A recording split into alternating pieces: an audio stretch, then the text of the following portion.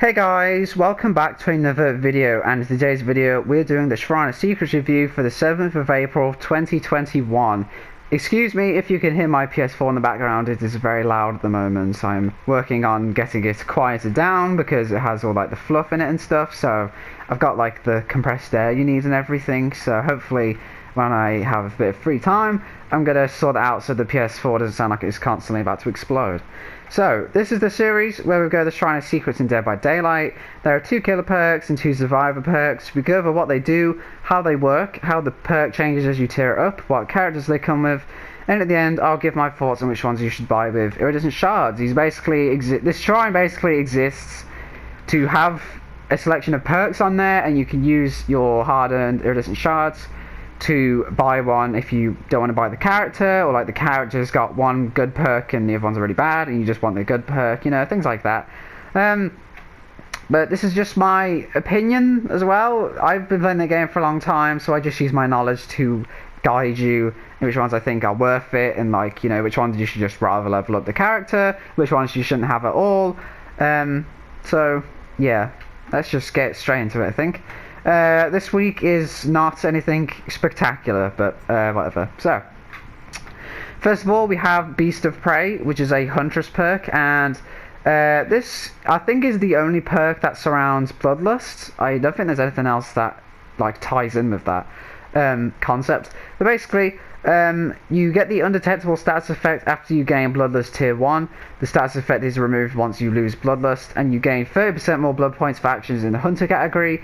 Tier 2, that's 40% more points, and Tier 3, that's 50%. So, basically, you're in a chase, and the way you get Bloodlust to at least at level 1 is, I think, for every 15 seconds that you're in a chase, but you don't get hit. So basically, it just increases your movement speed a little bit. And you'll get Bloodlust Tier 1 after 15 seconds without getting a hit. And then it will go to a max of Tier 3. For as long as you haven't hit them, then it will make you move faster, so you can try and get hit. But this has it so you get undetectable once that happens, to at least level 1. The extra blood point thing, again, that's just one of those, because, like, you know, the perk has to level up, so they just throw that in there randomly. So that's sort of good, I guess, but Hunter is part of the easiest category to get blood points in. But anyway, yeah, you'll lose your red stain, and also undetectable also means terror radius. And to be honest, I don't really know why that's useful, because people, if anything, it's good to have the red stain and everything, because, or the red light, I think it is officially called the red stain, I don't know. The red light in front of the killer, basically, because the people like to use that to mind game, you know, like moonwalking and stuff. That's a very common technique and it's very effective, so the fact that it removes that probably hurts a lot of chases rather than helps. And again, things like the terror radius doesn't really matter because the chase music still plays, so you'll know that they're on you still. But again, I don't know, it's not very good. It's not very good at all. This is a pretty bad perk, mainly just because of that. Just because people, you know, people and survivors are adapted to know that the killer's going to use the red stain to mind game, so they'll probably be a bit taken aback when that doesn't happen. But mainly as a killer player, you know, you're the killer using this perk, it's probably going to hurt you. If you're someone like me and a lot of other people who, again, use mind games like that, this is going to hurt you. And again, just like the terror radius, undetectable, I don't know. I don't think it's that effective in a chase. Also, Bloodlust will go the second a chase ends, and because the chase mechanic system is kind of weird, like sometimes you'll lose chase if you're looping around a rock, for example. You know, if they keep out of line of sight around the rock, then the chase will end. Just little things like that. It will just bring the red stain back. So this perk's a bit not very good. It's a bit weird. Sorry. Wow.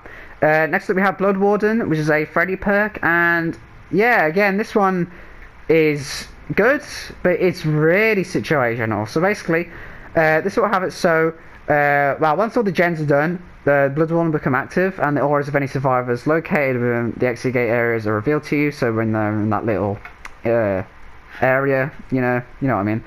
Once per match, when you hook someone while Blood Warden is active, it will call upon the entity to block both of the exit gates for all survivors for 30 seconds. At tier 2, that's 40 seconds, and tier 3, that's 60 seconds. It really annoys me how it goes from 30 to 40 to then 60. I feel like it should be like 30, no, like 40, 50, then 60. I don't know, is that too powerful? I don't think 40 seconds is, you know, OP. Well, actually, yeah, it is. I don't know what I'm talking about, but I don't know. It triggers me. It just jumps like 10 seconds. But anyway, this is one of those perks that you basically have to use at tier 3 because a full minute is amazing. So basically, I'll just go over it in simple terms. Once all the gens are done, you will always be able to see the auras of people who are in the exit gate area.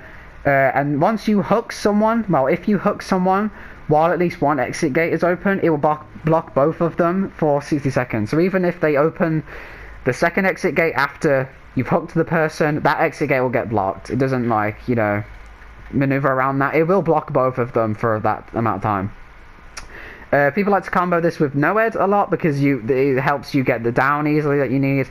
And also, obviously, they'll realise they're fucked, and then you can just go and basically end them. So this can win you games, but the problem is, this is a bit too situational. You have to get to the end game, which, like, well, for killer, you always get to the end game, but, like, you have to get down, you have to get a hook, you have to, it's critical that you realise that you need to hook someone once the end game collapse has started, when one gate's been opened. You can't hook someone when, like, you know, a gate's been 99'd, or something like that. There has to be at least one open, but it will block both doors. Oh, pardon me, sorry. There's also a new recent perk from the Trickster, which also kind of helps with this. Well, sort of, when I think about it, no, it doesn't really, because you need the gates to be open. So having 40 seconds where they can't open it. Also, because I've seen people combo this with Remember Me. Again, you want the gates to open. You don't want it to take longer. You want it to be open as soon as possible, really, so you can get your value. Yeah, I quite like this perk. I don't really use this a whole lot, to be honest.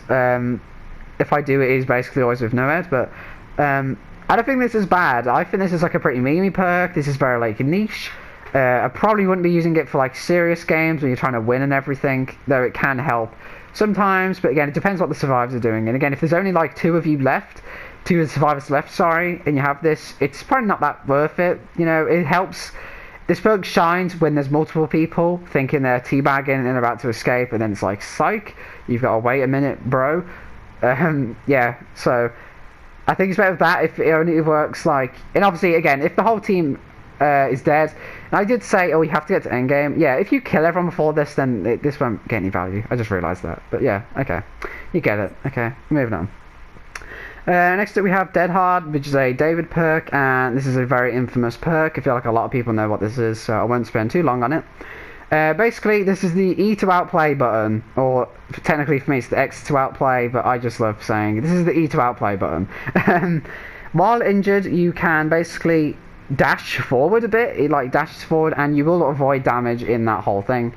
You'll also be exhausted for 60 seconds, which are, like, all exhaustion perks is 50 seconds in tier 2 and 40 seconds in tier 3. Yeah, I use this in all my survival builds. I kind of can't play without this perk. And yes, I know that Dead Hard is a crutch perk, and yes, I'm not good at Survivor. Okay, shut up. I need this perk. Yeah, this perk is run all the time. This is a very meta perk. Again, I feel like a lot of people know what this is. You can basically dash forward and it will avoid damage, but this is also infamous because it basically doesn't do that, and this perk half the time will fail you because of things like ping and, like, servers and connection issues and things. Half the time you will get the exhaust status effect while you're on the ground, so basically it will trigger when you're on the ground, which obviously doesn't help you because you're on the ground. You have to be pretty good with timing as well. This isn't a perk that you just pick up. You have to learn the timing. You can't be too early because a lot of killers will bait it. You can't be too late, and then, or it's just going to get downed. Killers, once they realise you have this, most of the time they will just basically chase right behind you and wait for you to do it. They will just bait you. Some killers, like Doctor and also like Trickster, and also maybe like Pyramid Head, can quickly activate their power because it raises their hand, so the survivor thinks that the killer's about to swing at them, but they're not, so it will bait the Dead Hard. So, like, you know, Doctor, he can pull out his hand to start doing a static blast. If you do that just for a second, it raises his hand, and the survivor will automatically think, oh, he's raising his hand because he's, you know, getting his weapon and he's about to swing it at me. So then they'll use Dead Hard, so you can quickly do it like that. Trickster can just quickly raise your knife, And Pyramid Head, you can just quickly sink your thing into the ground, even if just for a second. Because survivors, you know, the second they see your hand move, they will automatically think, oh, they're about to swing, so I better use my dead hard now. But obviously you baited it, so then you're the, you know, you're the smart one, and then you down them, and then you're like, yeah, fuck you. So this perk is okay. Again, this is the to outplay button. This will just absolutely, you know, this is mainly used to get to other loops. A lot of people just use it out in the open though, just to avoid a swing, which I think is kind of pointless. Mainly use this to get to pallets and windows. Don't just use this in the open because, like, oh, I want to make the killer miss a swing, because most of the time that won't really help unless there's something next to you. So it's good in that sense, but this perk's a bit too unreliable because, again, it's such a gamble. Half the time doesn't work, and then, you know, sometimes if the killer swings perfectly, then you won't have time to use it. Just little things like that. So I don't know.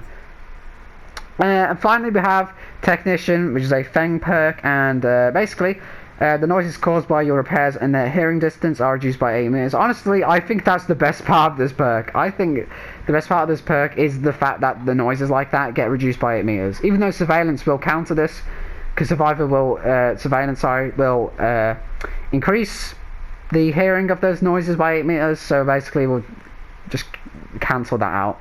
Basically, on a failed repair skill check, the following effect happen. The generator explosion will be prevented, the generator will lose the progress as usual, and an additional 5% progress is lost. At tier 2 that's 4%, and tier 3 that's 3%. Again, this perk isn't that good. The noise thing, honestly, like I said, is literally the best part of this. I think that only counts for you though.